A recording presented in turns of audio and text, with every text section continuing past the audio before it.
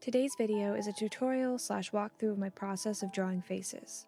I won't be getting into hair or facial expressions because I think they deserve their own videos and I don't want this video to get too long. But before getting into the walkthrough, I wanted to cover some of the very basics of the structure of the head and facial features.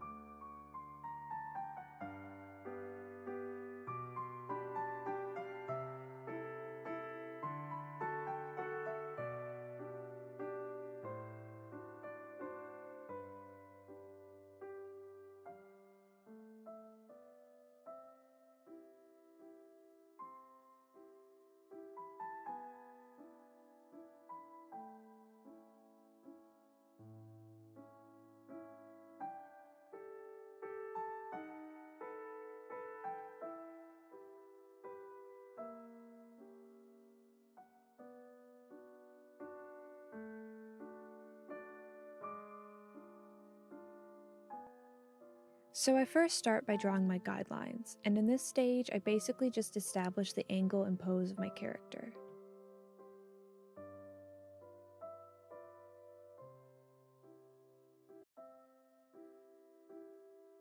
Once I'm happy with that, I'll start the rough sketch, usually on a different layer.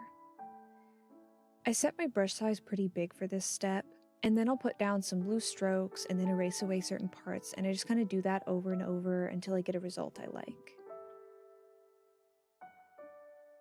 I try not to get too caught up in the details at this point. I mainly just want to focus on the expression and getting down some shapes that I like.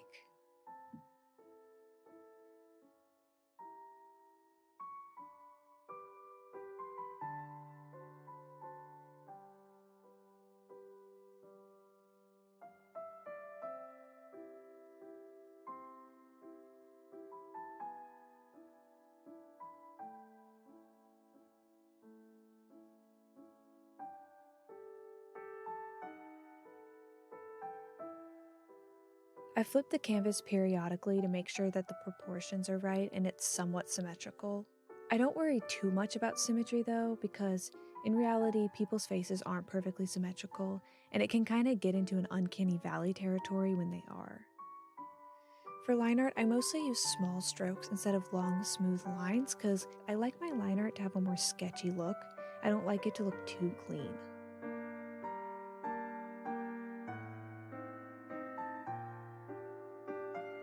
I'll build up the lines thicker in areas I want to add more volume or visual weight, like the eyes and the point of the chin.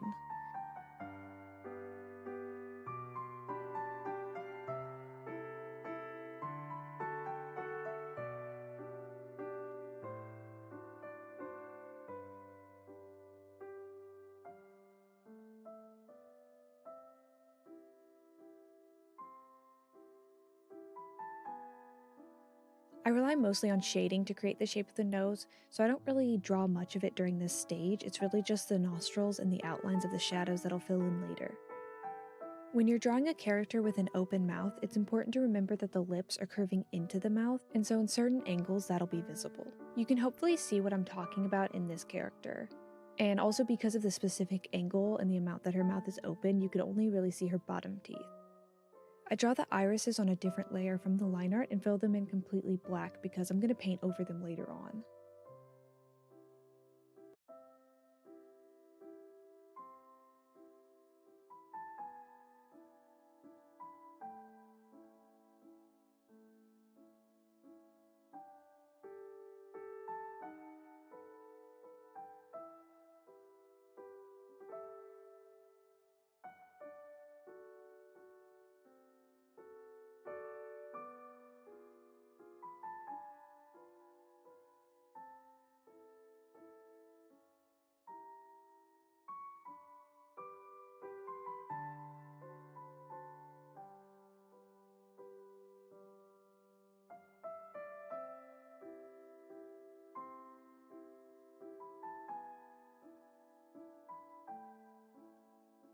I like to shade in grayscale first so I don't have to worry about picking the right colors right away and can just focus on the values. I can't really explain why, it just feels more natural for me to do it that way. I block in where I want the shadows with cell shading first, then I go in with a softer brush to blend it out a bit and to add the soft shadows. If you have trouble shading faces and you're not really sure where you're supposed to put the shadows, I recommend you to study the Asaro head. If you've never heard of it, it's basically just a model of the human head, simplified into very clear and kind of exaggerated planes. It just makes it a lot easier and faster to get a grasp on facial planes than it is to just study real human faces, because it's so simplified and it's designed specifically to help artists learn the facial planes. In case you need it, I'll put a link in the description to a free 3D model of the Asaro head made by William Wynn on ArtStation.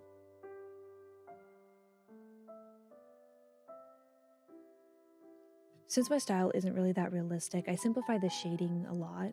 The main places I want to add shadows are under the nose, under the eyebrows, and around the eyes.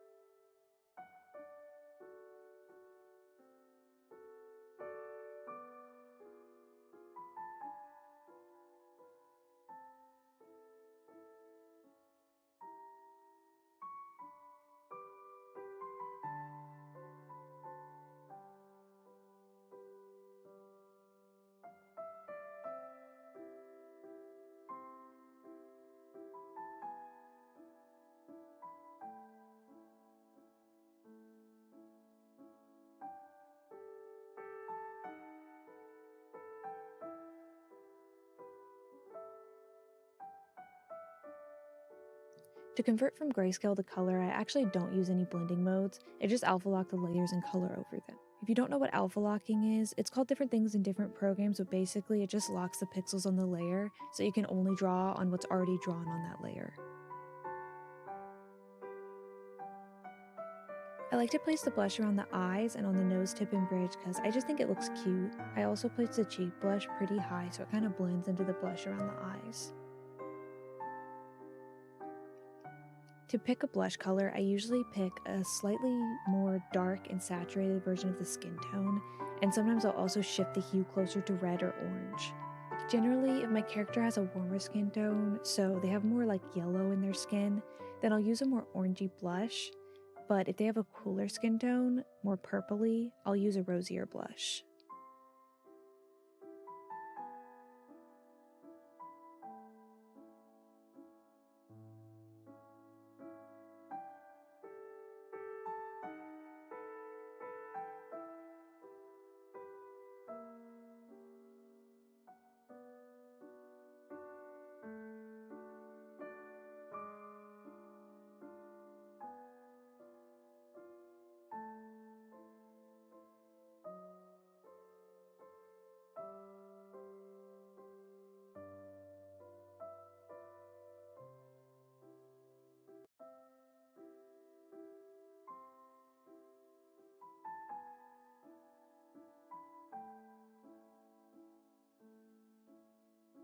I set a clipping layer over the iris layer and draw in thin lines of color around the bottom edges of the iris that would naturally be catching the most light.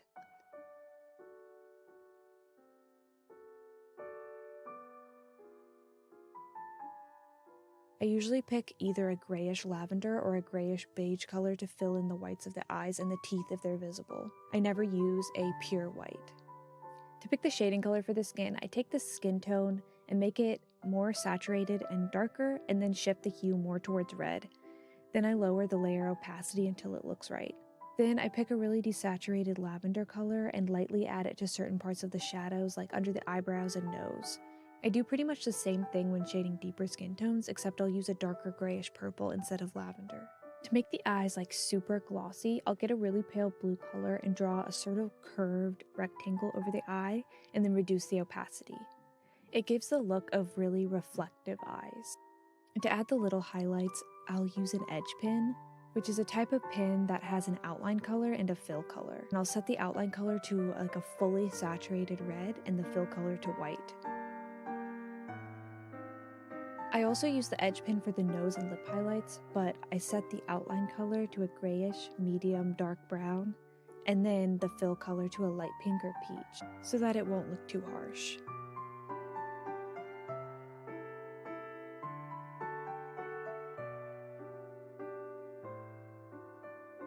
Then I start painting over some of the line art and cleaning things up. This is where I add more details to the lips.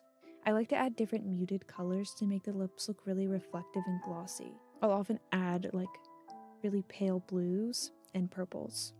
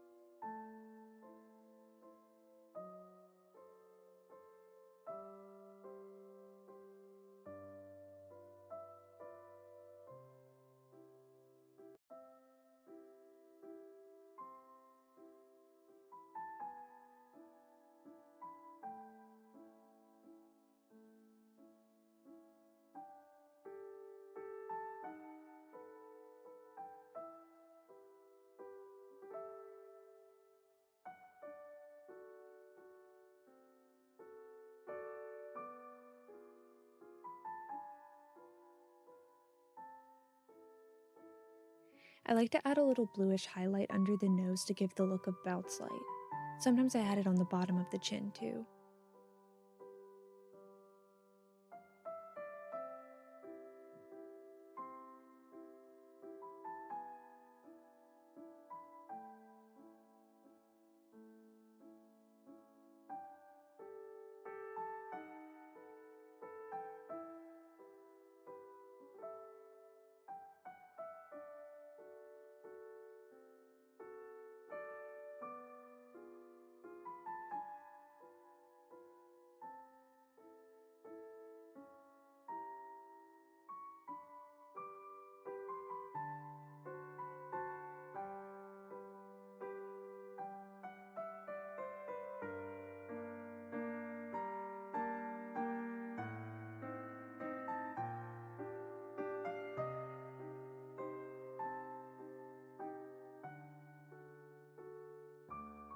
I take a pale blue color and add softer highlights in places like the inner corners of the eyes, the bottom outer corner of the lips, and the tip of the nose.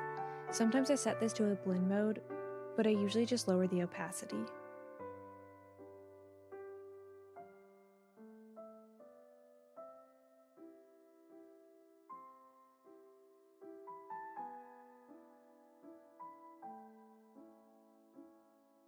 I sometimes like to add the blue to the side of the nose too, like I did here, and I'll just use the lasso tool for that.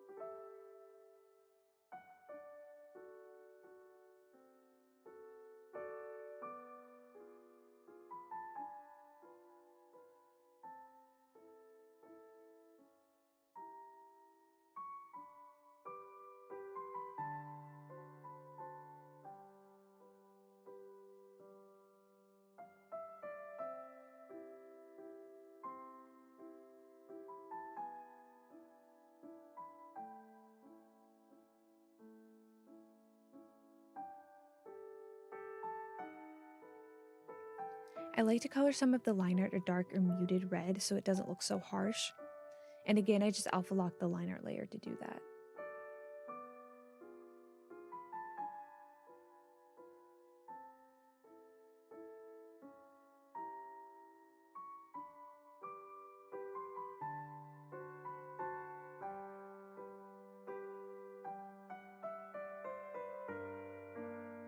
To give more contrast, I'll add a really dark color to places that wouldn't catch any light, like this area of her bangs. This isn't something I do in every drawing though.